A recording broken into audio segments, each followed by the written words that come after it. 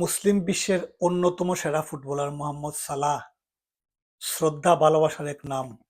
মিশরের একজন বিশ্ববিখ্যাত ফুটবলার। তিনি 15 জুন 1992 সালে জন্মগ্রহণ করেন।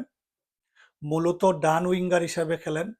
বর্তমানে তিনি লিভারপুল এফসি মিশর জাতীয় ফুটবল দলের হয়ে খেলেন।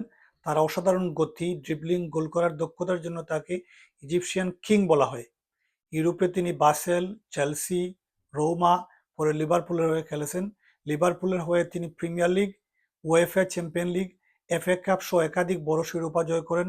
ক্লাবের ইতিহাসে অন্যতম সেরা গোলদাতা পরিণত হয়েছেন। বিশ্বকাপে তার পারফরমেন্সে তিনি উল্লেখযোগ্য। তিনি 2018 ফিফা বিশ্বকাপে মিশরের হয়ে খেলেন। রাশিয়া, সৌদি আরবের বিপক্ষে গোল করেন। যদিও মিশর গ্রুপ পর্ব থেকে বিদায় নেয়, তবুও সালাহ দলের প্রধান তারকা হিসেবে গুরুত্বপূর্ণ ভূমিকা পালন করেন। আমরা মিশরের এই কৃতি ফুটবলারের জন্য দোয়া করি, উনি যেন মুসলিম বিশ্ব সহ সারা ওয়ার্ল্ডে ফুটবলের যে জাদু, সেই জাদুকারী মন্ত্রে আমাদের সবাইকে যেভাবে উদ্বুদ্ধ করেছেন, আগামীতেও যাতে তিনি এইভাবে উদ্বুদ্ধ করতে পারেন, এই প্রত্যাশা। মোহাম্মদ সালাহ, তুমি এগিয়ে যাও, তোমার সাথে আমরা আছি। ধন্যবাদ।